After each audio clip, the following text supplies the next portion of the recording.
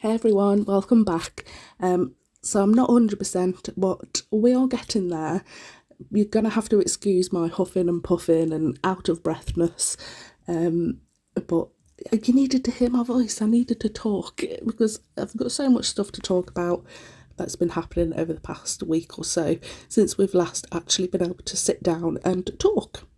So let's start off with adding a base coat to these Macart XL stiletto tips. Are they XL or XXL? Can't remember. I'll leave them linked down below anyway. So I'm going to try and use mostly Beetles for this tutorial.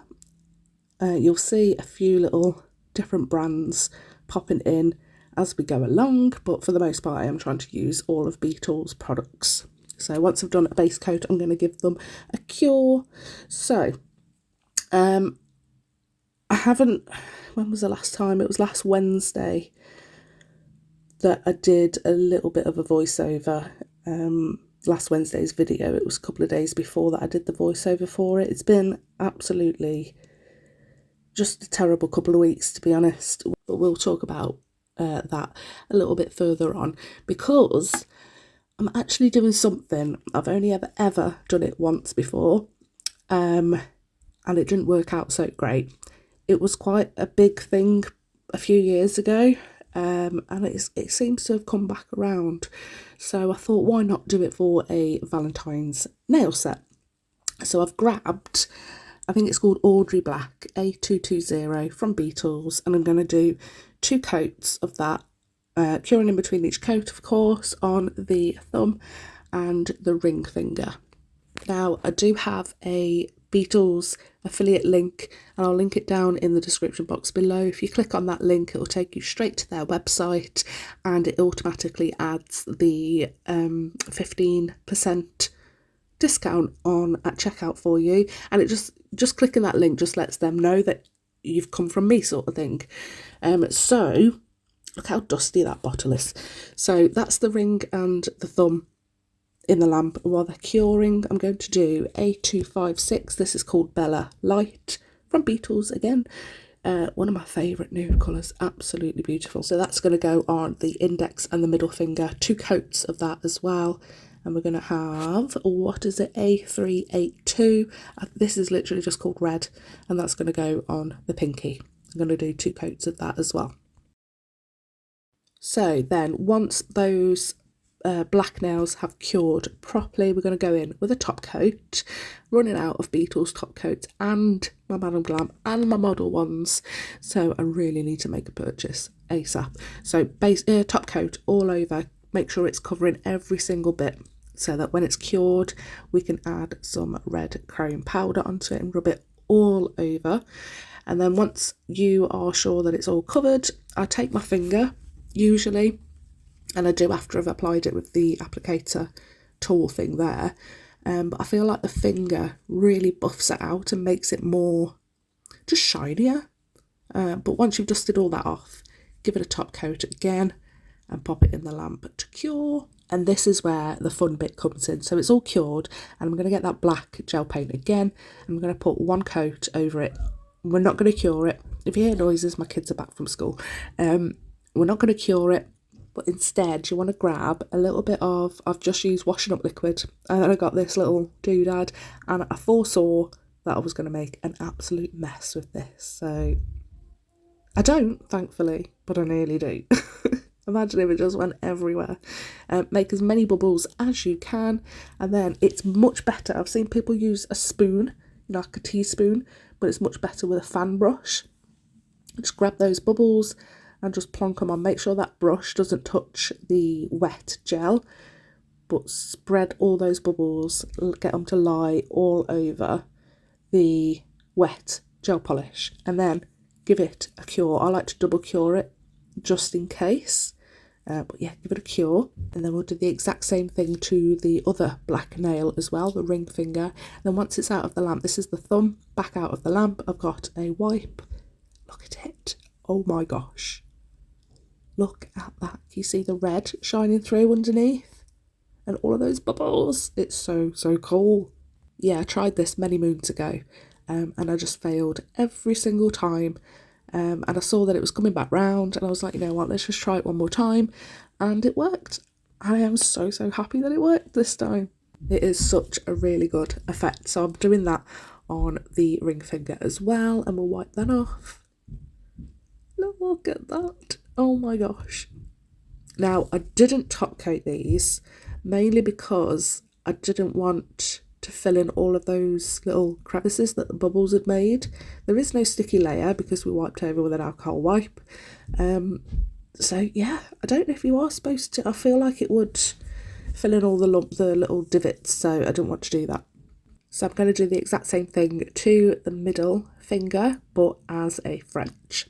So I'll whiz through that and I'll catch you up on everything that's been going on the past couple of weeks. So about 3 weeks ago, we were getting ready for bed. I was brushing my teeth and Ryan came in to me and he says, he was holding Molly, our older cat, and he says, I think I found a lump on her tummy.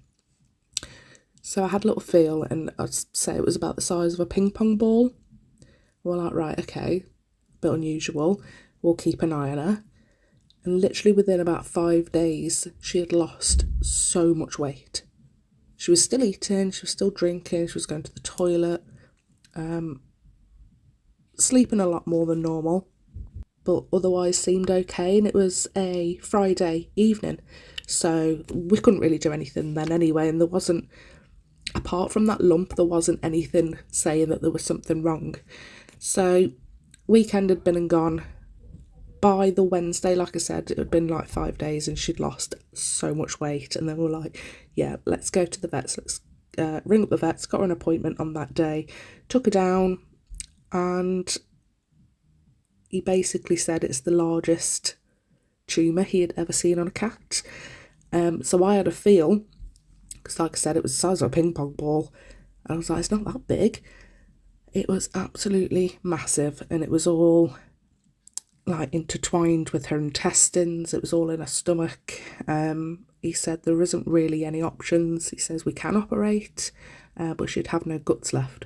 He says the only reason we would operate is for training purposes more than anything. So we took her home and we just spent the next week as a family giving her lots of love, and she went down very fast. So we could only leave her a maximum of a week, so we had to say goodbye to her the Wednesday just gone, last Wednesday.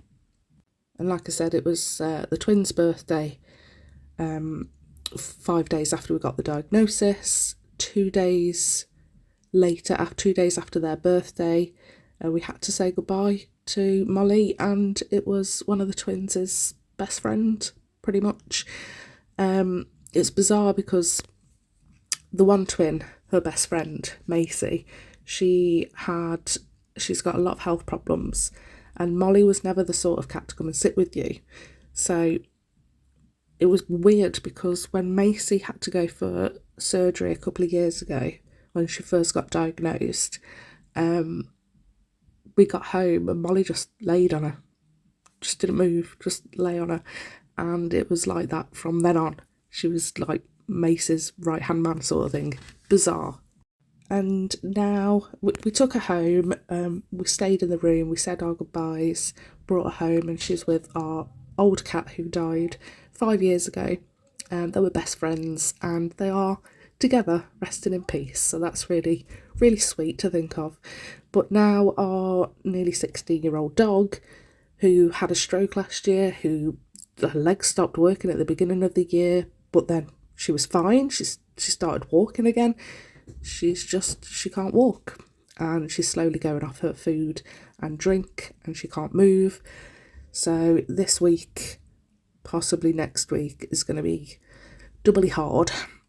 And then we've got the whole shebang going on with me mother, who is in hospital right now, finally having the last 4 MRIs that she should have had last Wednesday, but they sent her to the wrong hospital.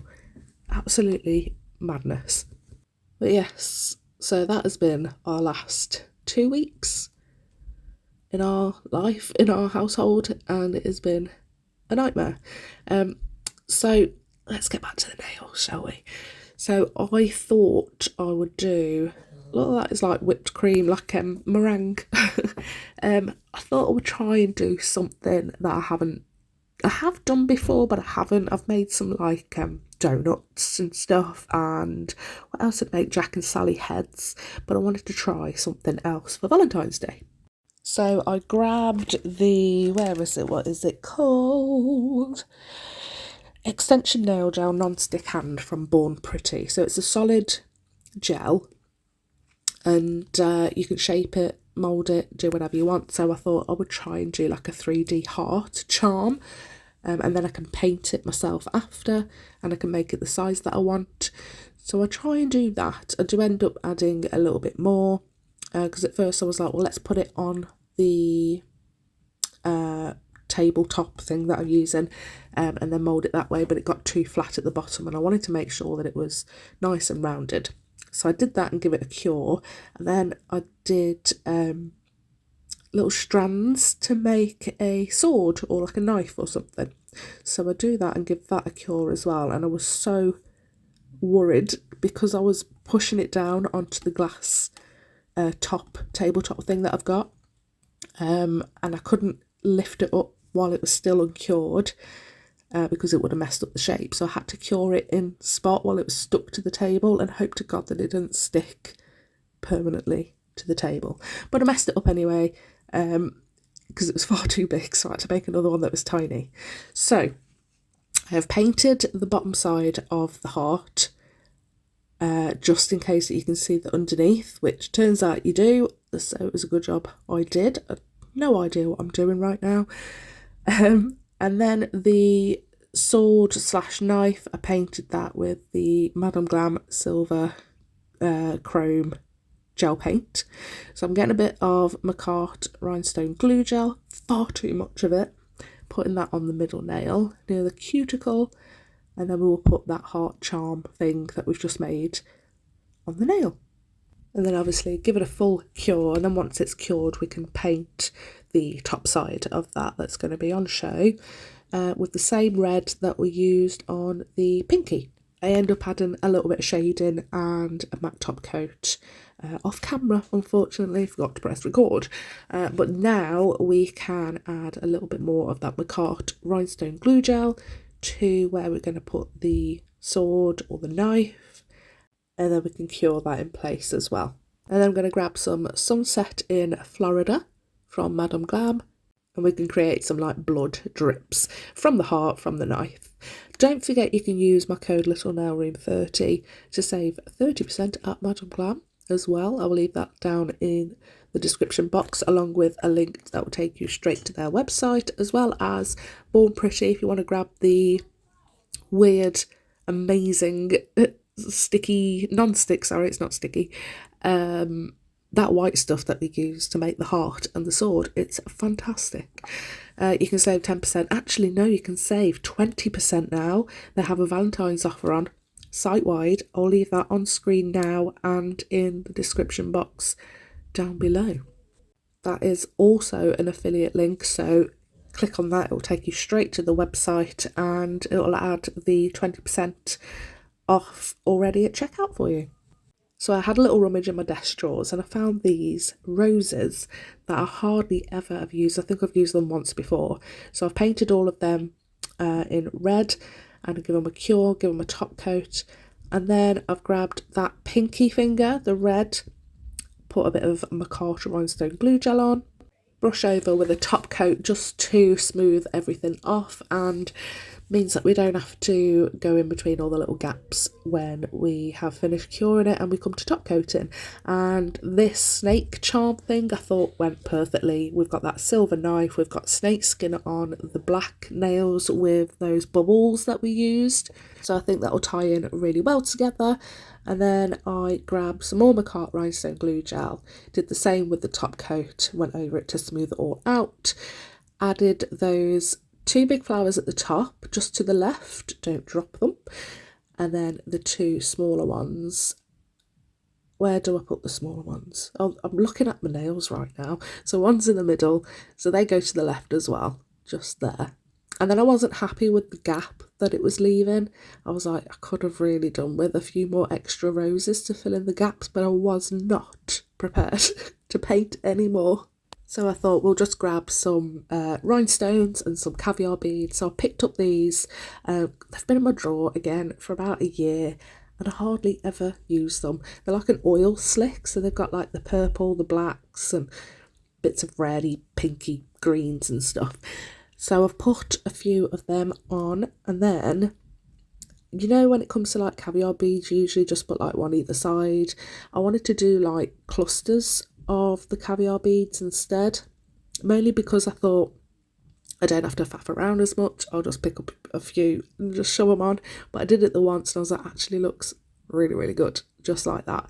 So I did that wherever I thought it would look good, and that is that. And I'm actually really, really happy with how these ones turned out for a change, because usually when I draw or design my own, I usually go well off track and it just turns out completely different. But I wanted to do these. These are what I've had in my head for a good week now. But because I've been ill, the plan was just to do like a recreation set, just basically copy someone else's design so that I didn't have to think, I didn't have to spend too long at my desk. Oh look, yes, I got a new lens. I haven't. I've had it for about a year, but I never get it out. Honestly, I brought so much stuff when I started doing my YouTube channel last year, and I hardly ever use it. So I thought I would show you with the macro lens what those bubbles look like, and the snake. They are so cool. So cool. Oh, I don't know whether I showed that on camera either, that I added a few bits of detail to the, is it called the hilt, the handle of the sword / knife. So there is that as well. But those bubbles, amazing, love them. I think this is the longest video I've done in a very long time as well. So hopefully you stuck around, hopefully you enjoyed the video and you liked the design. Let me know what you think. And don't forget, everything will be linked in the description box down below, along with all the affiliate links and discount codes and whatnot to save a little bit of money. But I'll love you and leave you, and I'll see you in the next one. Bye. Thanks for watching.